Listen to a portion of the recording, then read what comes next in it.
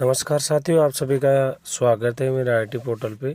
साथियों, आज हम बात करने वाले हैं भौतिक सत्यापन 2023-24 के बारे में। साथियों, जैसा कि पता है आप सभी को बहुत सारी समस्याएं आ रही है, तो एक बार ये पुनः वीडियो बनाया जा रहा है आप सभी के लिए, ताकि कोशिश रहे कि आपकी कुछ समस्याओं का समाधान हो सके। इससे पहले मैं आपको बताना चाहूँगा कि जो आरटी भौतिक सत्यापन की जो डेट है वो बढ़ गई है। 23/11/2023 तक इसको बढ़ा दिया गया है। जिन साथियों का भी भौतिक सत्यापन नहीं हुआ है, निरीक्षण नहीं हुआ है, वो घबराए नहीं। डेट को जो है 30/11/2023 तक बढ़ा दिया गया है। 8/11/2023 के आदेश जारी किए गए हैं, क्योंकि कार्य बहुत ही ज़्यादा न्यून रहा, समय पर कार्य नहीं हो पा रहा है इस वजह से, और बीच में ही दिवाली का त्यौहार आ गया, इस वजह से डेट को एक्सटेंड कर दिया गया। तो आप आराम से अपना कार्य कर सकते हैं। लेकिन जो भौतिक सत्यापन को जो लॉक करने की जो डेट है, वो 7 दिवस के अंदर आपको कार्य करना होगा। जिस भी डेट में आपका भौतिक सत्यापन होता है, उसके 7 दिन के अंदर आपको इसको लॉक करना होगा। उसके बाद में हो सकता है कि आपके लिए बहुत सारी समस्याएं खड़ी हो जाए कि रिपोर्ट लॉक न हो, या आपको जो भौतिक सत्यापन का जो आरटी का जो पैसा है लॉक नहीं होने की सिचुएशन में वो वेरीफाई नहीं होगी। वेरीफाई नहीं होने की सिचुएशन में फिर जो है आपको 23-24 का पैसा नहीं मिले। तो ऐसी बहुत सारी समस्याएं आपके सामने आ सकती है, इसलिए आप समय पे कार्य करें। अब देखो, कुछ हमारे सामने समस्याएं ये आ रही है कि जैसे हम डाटा सेव नहीं हो रहा है। कुछ बच्चे जो हमारे यहाँ से चले गए दूसरे स्कूल में चल रहे हैं, उनका आधार वहाँ पे एंटर हो रखा है, और उस वजह से हम भौतिक सत्यापन रिपोर्ट को लॉग नहीं कर पा रहे। जैसे हम आधार नंबर डालते हैं, उसको वेरीफाई करते हैं, तो सामने लिखा हुआ आ जाता है कि ये बालक इस स्कूल में अध्ययनरत है।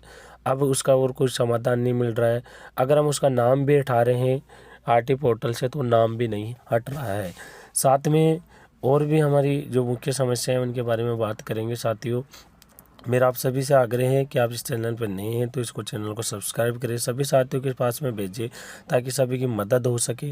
मेरा प्रयास रहेगा कि आपकी समस्या का समाधान हो सके। फिर भी अगर नहीं हो पाता है तो मैं क्षमा प्रार्थी हूँ। अगर आप ये वीडियो रेगुलर देख रहे हैं, रेगुलर देखते हैं, तो पूरा देखें, एंड तक देखें, ताकि आप समझ सकें। साथियों, जैसा कि हमारा जो निरीक्षण प्रतिवेदन है उसके अंदर एनरोलमेंट नंबर जब हम डाल रहे हैं, तो एनरोलमेंट नंबर से बच्चों का आधार कार्ड जो है वेरीफाई नहीं हो पा रहा है। आधार कार्ड वेरीफाई नहीं होने की अवस्था में आप भौतिक सत्यापन रिपोर्ट को लॉक नहीं कर पा रहे हो। ये समस्या बहुत सारे स्कूल साथियों के साथ में घटित हो रही है। अब साथियों, इसका देखो एक ही समाधान है कि अगर किसी बच्चे का आधार नहीं है, रिसिप्ट है केवल, तो आप रिसिप्ट के आधार पे बच्चे को वेरीफाई नहीं कर सकते हो। आपको आधार नंबर की आवश्यकता पड़ेगी ही पड़ेगी। तो आप कोशिश करें कि जिन बच्चों की आपके पास रिसिप्ट आई है, अगर आपका आधार कार्ड पेरेंट्स ने नहीं दिया, तो आप खुद उनको डाउनलोड, आधार की जो वेबसाइट है वहाँ जाकर आप खुद उनको डाउनलोड करें। डाउनलोड करने के बाद में आपके सामने जो आधार डाउनलोड होगा उसमें आधार नंबर आपको अवेलेबल हो जाएंगे। उस आधार नंबर से आप आसानी से वेरीफाई कर सकते हो। आप पेरेंट्स के इंतज़ार में नहीं बैठे कि पेरेंट्स आपको आधार दिखे जाएगा, उसके बाद में आपको डाउनलोड करना होगा। एनरोलमेंट जो नंबर है उसके द्वारा आप आधार को आसानी से खुद डाउनलोड कर सकते हो। पेरेंट्स से आप कॉल करके उनसे ओटीपी ले सकते हो, उसके बाद में आसानी से आप अपने कार्य को संपन्न कर सकते हो। तो देखिए साथियों, सबसे पहले हम देखना चाहेंगे यहाँ कि जो निरीक्षण प्रतिवेदन है उसकी जो एंट्री है आप वो किस प्रकार से करेंगे। जनरली जो भी चीज़ें हम करते आए उसी प्रकार से इसके अंदर एंट्रीज है। तो सबसे पहले आपको क्या करना है कि जो अपने इस विद्यालय की जो सामान्य जानकारियाँ हैं वो यहाँ पे अपडेट कर देनी है। निरीक्षण प्रतिवेदन के लिए जो निरीक्षण दल आया उसकी डिटेल्स आपको यहाँ भर देनी है।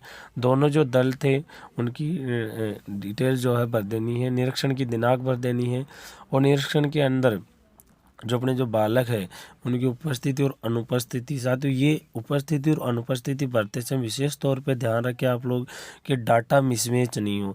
अगर कहीं पे भी एक छोटी सी भी अगर आपकी एंट्री गलत रह गई तो आपकी जो भौतिक सत्यापन रिपोर्ट हो वेरीफाई नहीं हो पाएगी, और वेरीफाई नहीं होने की सिचुएशन में आपका जो प्रोसेस आगे नहीं बढ़ पाएगा।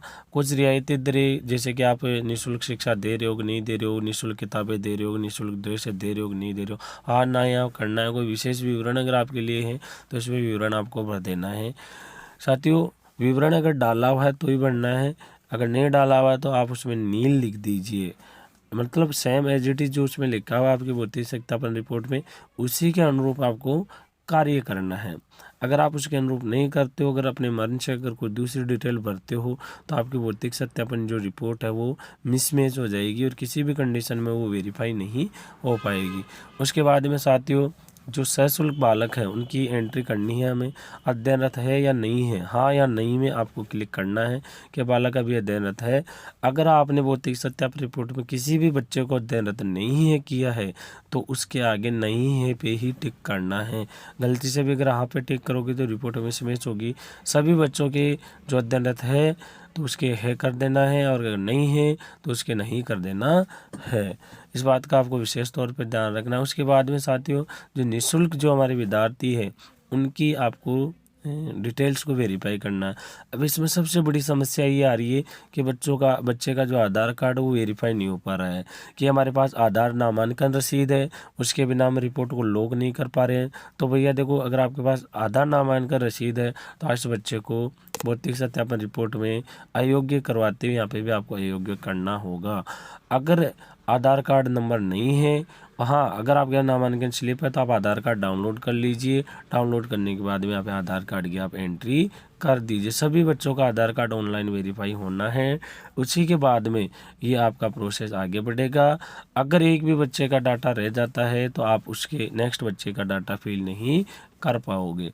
उसके बाद में जो मुख्यमंत्री के द्वारा जो योजनाएं चलाई गई और बच्चों का वेरिफिकेशन है, इंदिरा शक्ति महिला निधि का वेरिफिकेशन ये इसमें करना होता है।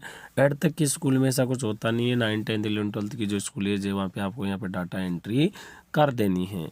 जी हाँ साथियों, इन योजनाओं की जो डिटेल्स है वो आप अपलोड करने के बाद में आपको अपनी फीस विवरण आपको अपलोड करना है। साथियों फीस जो विवरण है जो आपने भौतिक सत्यापन रिपोर्ट में भरा है वो सेम एज इट इज यहाँ पे रखना है। अगर आप फीस विवरण नहीं चढ़ाते हो तो आपको किसी भी कंडीशन में भुगतान नहीं हो पाएगा। तो आप विशेष तौर पर ध्यान रखें कि फीस का विवरण आप भौतिक सत्यापन में भी दे और यहाँ रिपोर्ट के अंदर भी दे। उसके बाद में साथियों आपको इस रिपोर्ट को प्रिंट कर लेना है। प्रिंट करने के बाद में इसको अपनी जो डॉक्यूमेंट्स है उसमें आपको लॉक कर देना है। जो भी डिटेल्स आपने यहाँ पे भरी है, भरने की जो भी डिटेल्स है यहाँ पे सारी इसके अंदर शो हो जाएगी। आपने क्या क्या भरा है आप एक बार चेक कर ले इस रिपोर्ट को भी कि कहीं आपने कोई मिस्टेक तो नहीं कर दी है। अगर आपको लगता है कहीं ना कहीं मिस्टेक है तो उसको तुरंत बैक जाके आपको सही करना है।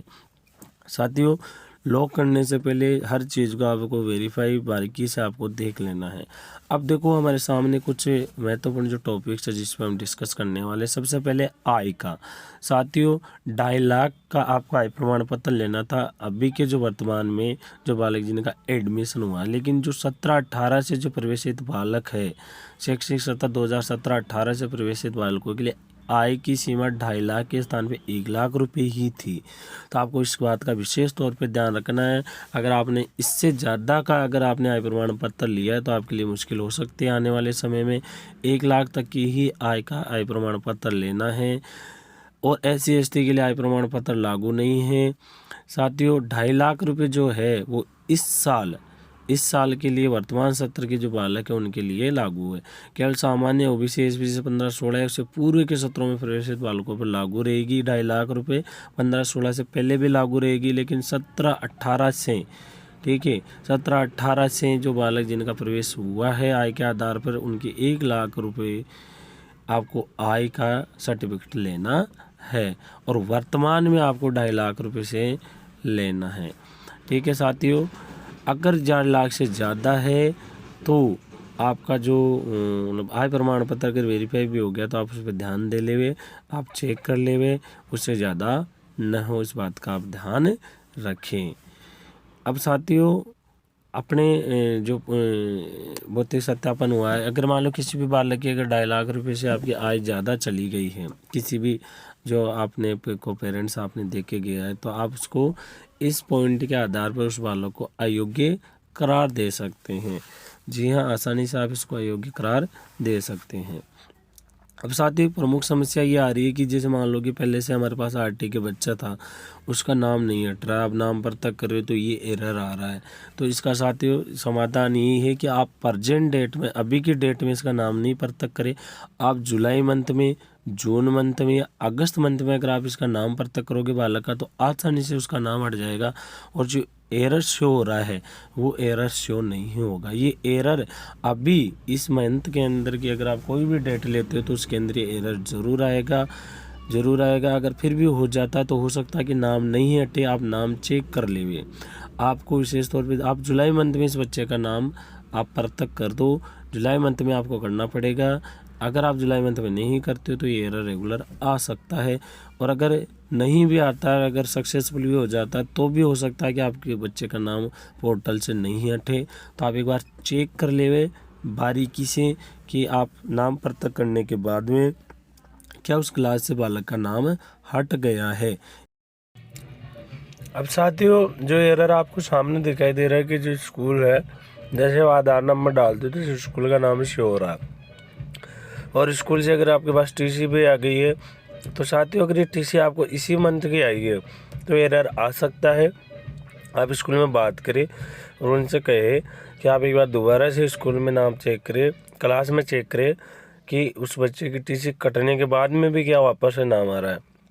साथियों ऐसा एरर मिल रहा है कि टीसी कट गई, टीसी कटने के बाद में उस बच्चे का नाम नहीं हटा है।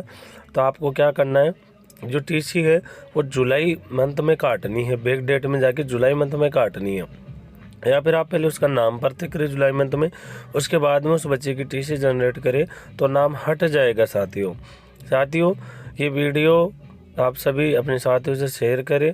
जय हिंद, जय भारत।